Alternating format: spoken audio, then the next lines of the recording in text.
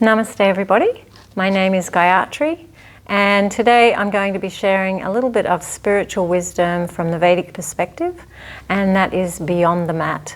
So we'll start with a little bit of kirtan to begin with. The mantra is going to be Gopala, Govinda, Rama, Madana, Mohana. And kirtan is a great way to spiritualize your consciousness, to purify your consciousness so that you can actually understand and get insight into spiritual wisdom. So just, I'm going to sing the mantra through first, and then you respond. I sing and you respond. And just let this mantra enter your ears, your mind, and just keep it in your mind if you can. If your mind starts to wander off, just very gently bring it back and place it on the sound once again. You find that it'll also give your mind a nice rest.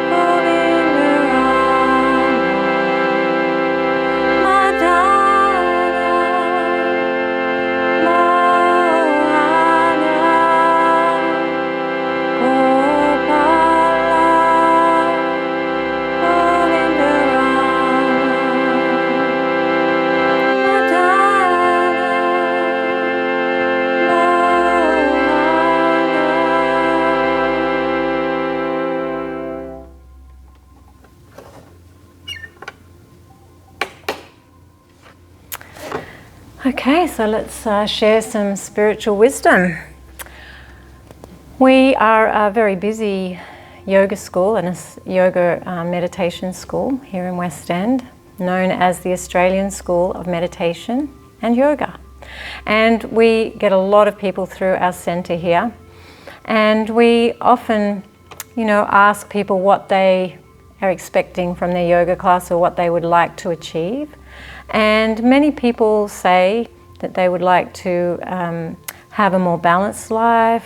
Some say they would like to reduce their stress and anxiety. And some people are more inclined to jump into the spiritual aspect of yoga. We get quite a few people wanting to explore yoga wisdom in more depth.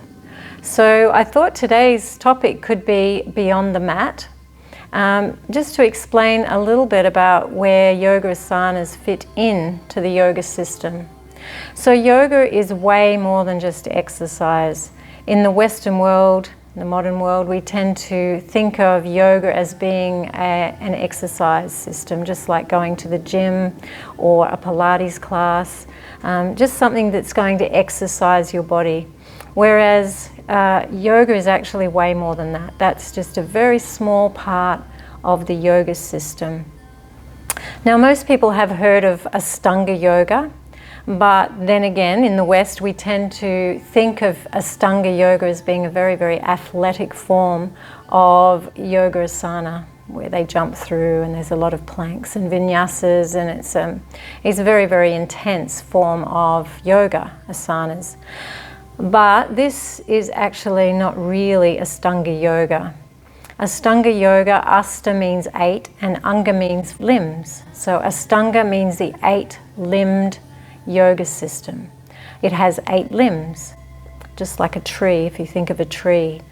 So the 8 processes or limbs are yama, which are restraints, niyama, observances, and then asana, which are the yoga postures, pranayama, the breathing techniques of yoga, which you'll get if you go to any yoga class. They tend to practice pranayama or breathing exercises.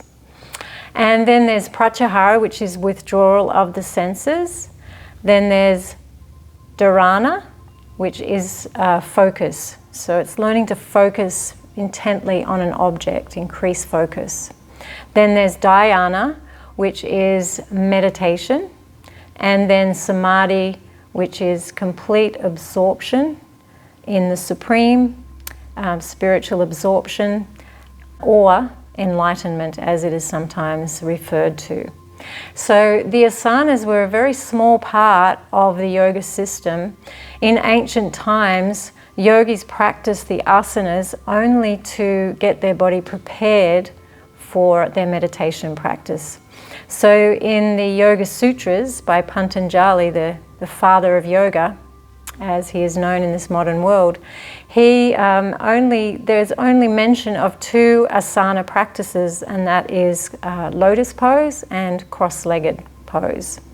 So these poses were to make sure that you could sit in a meditation pose without having your hips and your back ache, so that you could focus your mind on your meditation. Asanas are very, very good for the body. We're not saying they aren't. I practice a lot of yoga asanas myself. I'm a yoga asana teacher here. And it's wonderful for doing so many things for the body. It increases your flexibility. It helps you to increase your strength and stamina. It massages the internal organs, allowing them to detox. It increases the other systems, the internal systems in the body. The lymphatic system moves faster so that your body will detox and get rid of those impurities much quicker. It helps aid digestion, your digestive system. It balances hormones. So many wonderful things for the body. And then the breathing exercise, and also yoga asanas will calm the mind. Many of those poses that we do, like the forward folds, are very, very calming for the mind. Pranayama, the breathing exercises, help to calm the mind. So you'll find just breathing alone, even if you practice a little bit of breath work before your meditation practice, your mind will be much calmer and it'll be much easier for you to focus. So keep up your asana practice for sure and your pranayama, but remember that there's a lot more to it than just the yoga and breathing, the asanas and the breathing. And unfortunately, people who only practice the postures and the breathing are missing out on a really amazing part of the yoga system, which is the meditation. So unfortunately, the meditation or the Paramatma meditation is very much unknown in the Western world. And it's very unfortunate because it's a wonderful meditation practice that will help you to achieve enlightenment. Asanas and breathing will only take you so far. You're not going to be able to achieve enlightenment just from the postures and the breathing techniques.